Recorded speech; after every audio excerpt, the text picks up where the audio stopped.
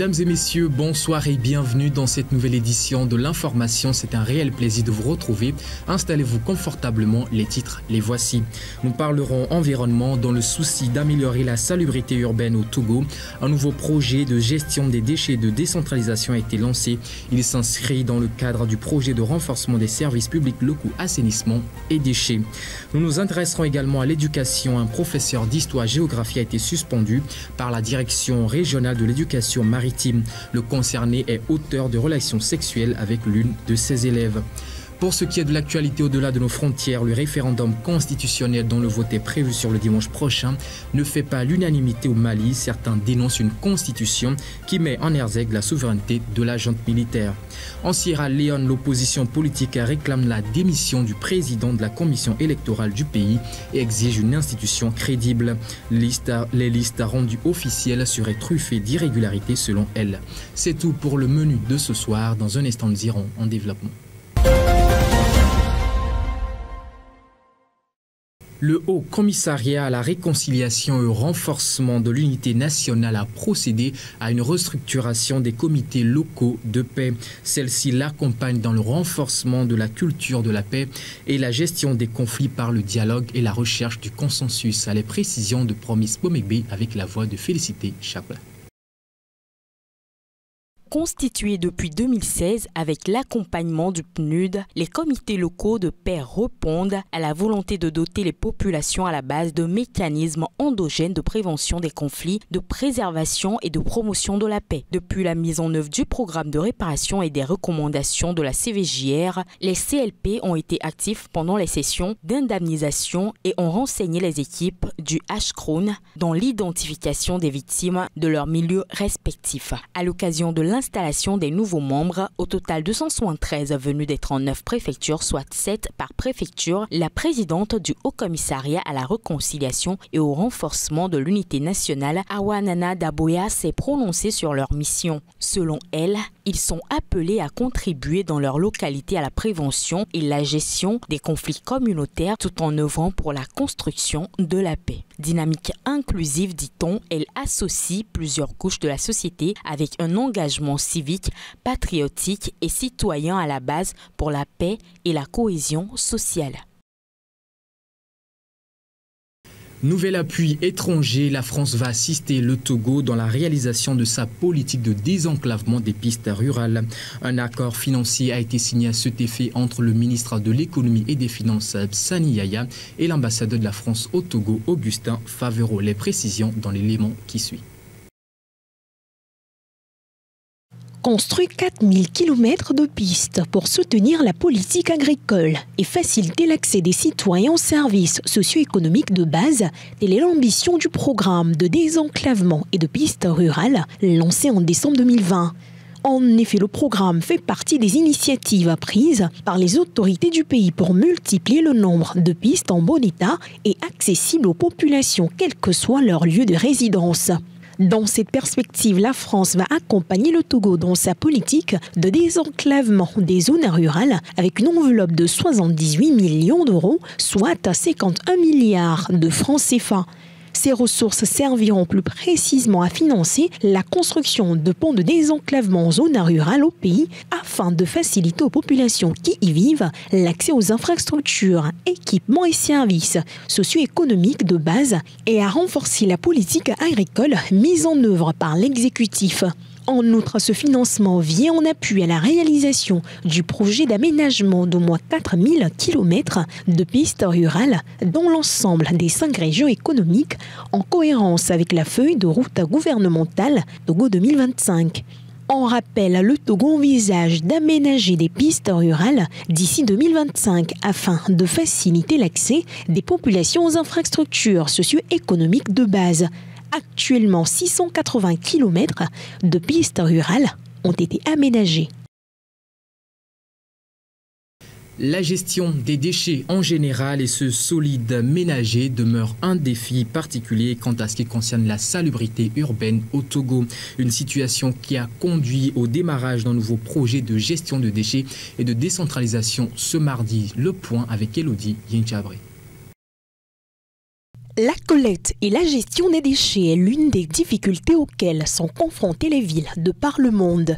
Au Togo précisément, dans la ville de Lomé, la gestion des déchets solides ménagers est un défi qui constitue une grave menace pour la santé publique, l'environnement et le développement socio-économique. Face aux difficultés croissantes, plusieurs institutions et associations œuvrent à apporter leurs graines à la gestion des déchets solides ménagers. Dans cette perspective, le projet de gestion des déchets et de décentralisation a été lancé ce mardi. Initié dans le cadre du programme de renforcement des services publics, locaux, assainissement et déchets, ce projet bénéficie de l'appui financier de l'Union européenne à hauteur de 4,7 millions d'euros, soit plus de 3 milliards de francs CFA.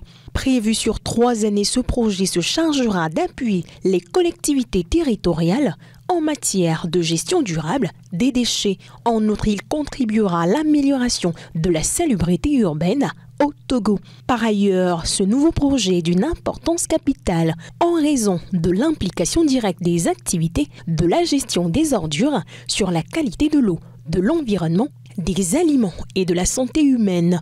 En rappel, la gestion des déchets et de décentralisation vient en complément du projet eau et assainissement lancé en 2015 pour améliorer la gestion des ordures ménagères et des boues de vidange dans le pays.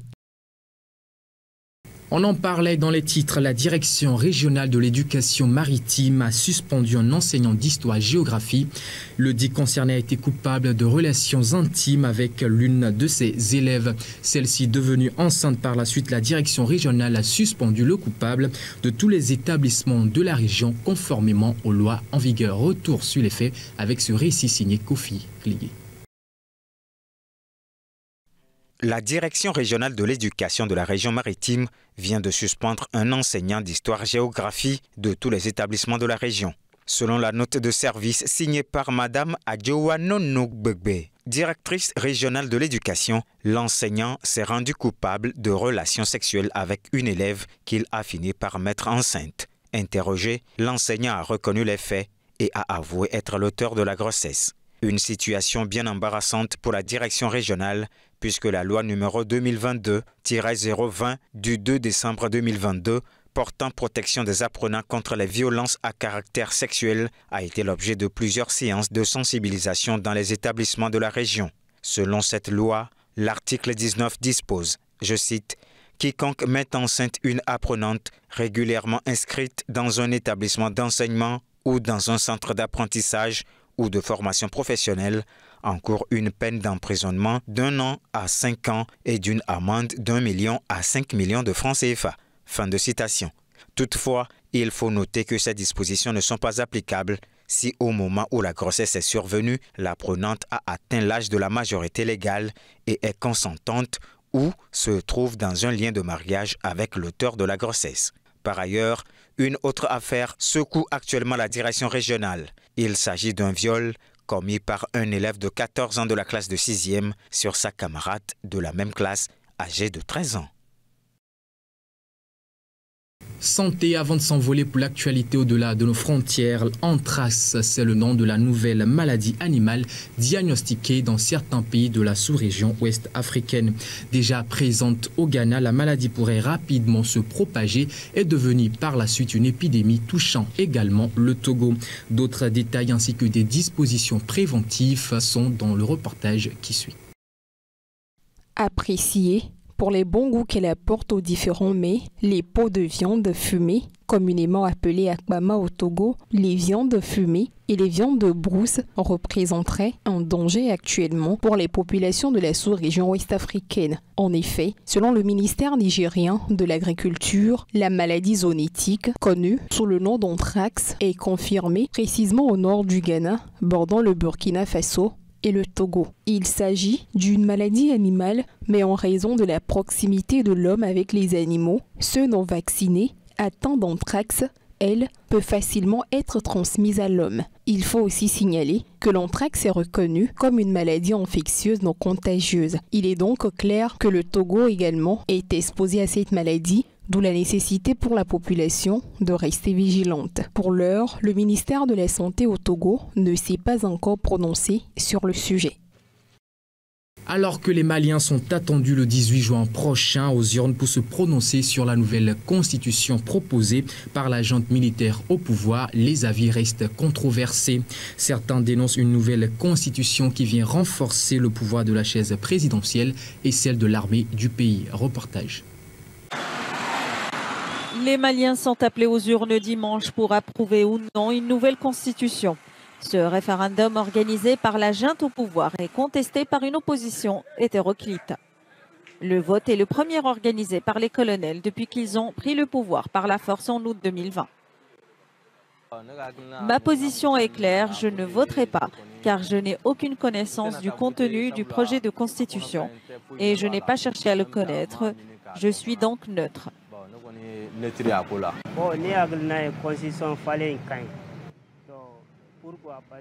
L'initiative de ce référendum pour une nouvelle constitution est une bonne chose. Surtout la disposition de l'article 106 qui stipule que tout membre qui démissionne de son parti ou tout conseiller de la nation qui démissionne de son parti ou de l'organisation qu'il représente est déchu de son mandat. C'est comme une trahison de son parti. J'ai aimé cette nouvelle disposition.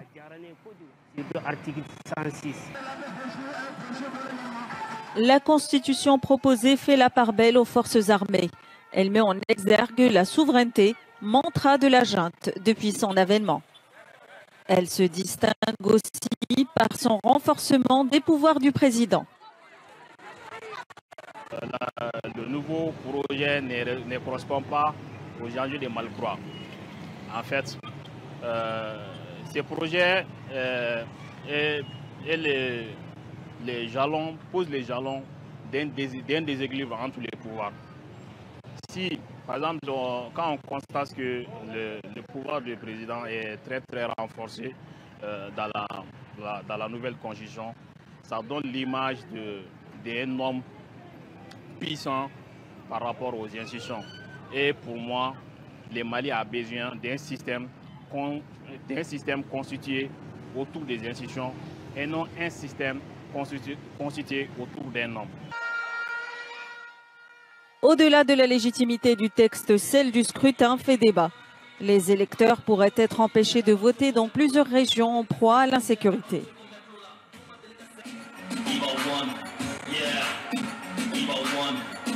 Mohamed Koné, le président de la commission électorale de la Sierra Leone, doit être démis de ses fonctions.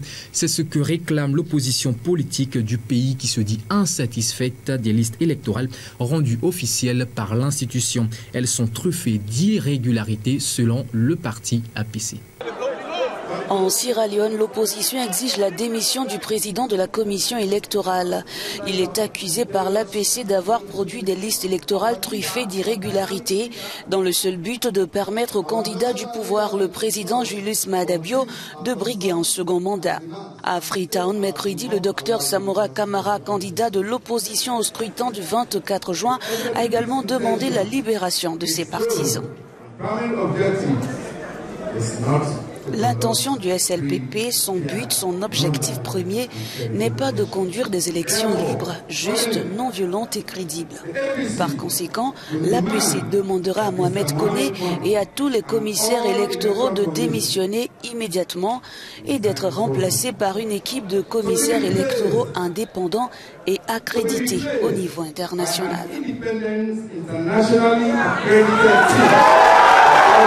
L'opposition dénonce également une militarisation de l'État depuis l'arrestation de certains de ses partisans qui réclamaient la mise en place d'une commission électorale indépendante et équitable. En République démocratique du Congo, les victimes des inondations du mois de mai dernier ayant fait des ravages entiers dans l'est du pays dénoncent un détournement d'aide financière. Alors que le gouvernement leur avait promis une aide d'environ $1100 par ménage, les survivants affirment ne pas être entrés en possession de l'intégralité des fonds promis. Après les inondations du mois de mai dans l'est de la République démocratique du Congo, les communautés de Buchuchu et Nyamukubi ont été ravagées. Les glissements de terrain de la nuit du 4 mai ont été dévastateurs et les villages logés dans une baie du lac Kivu ont disparu sous les débris, les rochers et la boue. Un peu plus d'un mois plus tard, des corps inanimés sont retrouvés sous la terre. On a trouvé beaucoup de corps ici, quand des machines ont passé. il y a au moins 13 corps qu'on a trouvés. Il y a aussi des caisses, parce que de l'autre côté, c'était tellement des boutiques. Bon, on a trouvé des caisses vides, des alcools, de l'argent, des habits aussi, des matelas qui étaient déjà abîmés. Mais c'était de l'autre côté. Selon les services de la province, plus de 2500 personnes sont toujours portées disparues. Officiellement, seuls 443 ont été enterrées. Quelques jours après la catastrophe, le gouvernement a annoncé une aide pour 200 familles sinistrées d'un montant de 2,5 millions de francs congolais par ménage. Mais aujourd'hui, ceux qui ont survécu dénoncent une aide distribuée de façon non équitable. Ils nous ont dit qu'il y avait beaucoup d'argent, mais ils l'ont détourné eux-mêmes. Ils ne nous ont donné que 380 000 francs congolais au lieu des 2 500 000 annoncés par le gouvernement. Je suis allé signer la liste des bénéficiaires, puis ils m'ont empêché de récupérer l'argent. Des habitants ont été accusés d'avoir détourné des cercueils ainsi que l'aide humanitaire composée de matériel, de sacs de riz, de couvertures et de vêtements.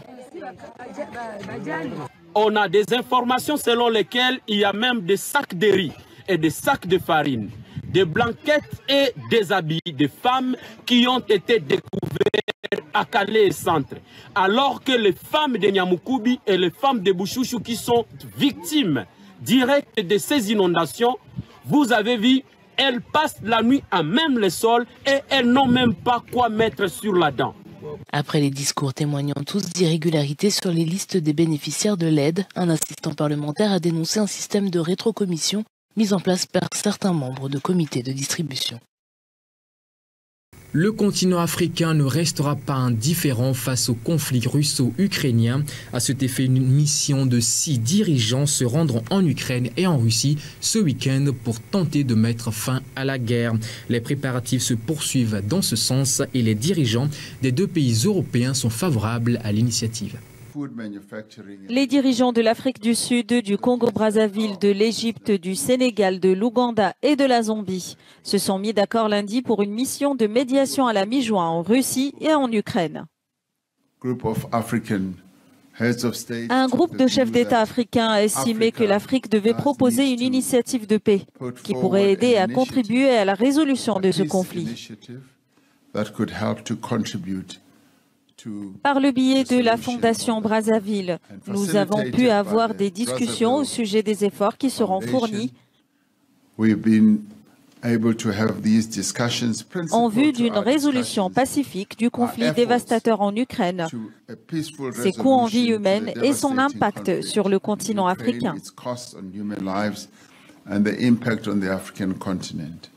Les pays africains ont dénoncé moins unanimement que les grandes puissances occidentales l'invasion russe de l'Ukraine en février 2022. Le Sénégal et l'Afrique du Sud se sont notamment abstenus l'an dernier à l'ONU lors du vote d'une résolution condamnant Moscou. Le gouvernement ukrainien se dit ouvert à la discussion, mais toute initiative de paix doit respecter l'intégrité territoriale de son pays, avait prévenu le chef de la diplomatie ukrainienne, Dmytro Kuleba. Le calendrier de la mission africaine de paix devrait s'accélérer dans les prochains jours avant la tenue du sommet Russie-Afrique de Saint-Pétersbourg, prévu du 26 au 29 juillet. Les affrontements entre armées soudanaises et forces paramilitaires sont loin de connaître une fin au Soudan. Environ 2 mois après le début de la guerre, les conditions de vie se compliquent davantage pour les habitants de Khartoum. Des pénuries critiques de vivres et de médicaments essentiels sont à constater. 2 mois après le début de la guerre, les habitants de Khartoum expriment leurs inquiétudes face aux pénuries critiques de vivres et de médicaments essentiels. Des quartiers entiers de la capitale soudanaise n'ont plus d'eau courante. L'électricité n'est disponible que quelques heures par semaine. La plupart des hôpitaux des zones de combat sont détruits. Nous avons duré plus de 2 mois de guerre et nous ne savons pas quand elle va se terminer, ni où elle mènera le pays. Nous sommes confrontés à une grave pénurie de vivres dans notre région, ainsi qu'à une pénurie de médicaments pour maladies chroniques. Il y a un manque de denrées essentielles, telles que l'huile, le sucre, la farine. Ces articles sont en rupture de stock. Même si par hasard nous les trouvons, leurs prix ont triplé. Les combats qui ont commencé le 15 avril se sont jusqu'à présent essentiellement concentrés à Khartoum, la capitale de 5 millions d'habitants, et dans la vaste région du Darfour. Honnêtement, nous souffrons beaucoup de cette guerre qui dure depuis 2 mois. Cela fait 2 mois que nous sommes dans une situation désastreuse dont personne n'est au courant, sauf Dieu Tout-Puissant. Dans toute la région de l'Ouest, Al-Junaïra, Al-Fashir, Niala, à Khartoum, nous sommes sous un siège complet. Pas de nourriture, pas de médicaments, rien. Cette guerre entre l'armée et les paramilitaires des forces de soutien rapide a fait plus de 1800 morts et plus de 2 millions de personnes ont fui leur domicile à travers le pays. De retour au Bercail pour Palais Sport en prélude à la 5e journée des éliminatoires de la Coupe d'Afrique des Nations CAN 2023. Les éperviers du Togo en amical hier mercredi face au Lesotho se sont mis en confiance en dominant le jeu par 2-0. Depuis lundi dernier, les éperviers du Togo sont en stage en Afrique du Sud en vue de la préparation de l'avant-dernière journée des qualifications de la CAN 2023. Avant le match du dimanche prochain contre les Swatini, le sélectionneur Paulo Duarte et son équipe ont livré ce mercredi au 8 Stadium de Johannesburg un match amical face au Lesotho. Le Togo s'est imposé sur le score de 2-0, des réalisations de Evra Agbagnon à la 4e minute de jeu et de Kevin Denke à la 22e minute. Rappelons que pour ce match amical, le sélectionneur a décidé de débuter avec une équipe composée majoritairement de jeunes joueurs. Les cadres, à l'instar du capitaine Jenny Dakonam, Ilas Bebou, Fessou Plaka et Jacques-Alexis Romao, étaient tous sur le banc. Le Togo jouera sa survie le dimanche prochain dans la poule C face à l'Eswatini, tout en espérant un faux pas du Cap-Vert qui devra défier le Burkina Faso déjà qualifié. Ainsi se referme donc cette édition, mesdames et messieurs. Merci à vous de l'avoir suivi. Merci pour votre fidélité constante et surtout, bonne suite de soirée chez vous.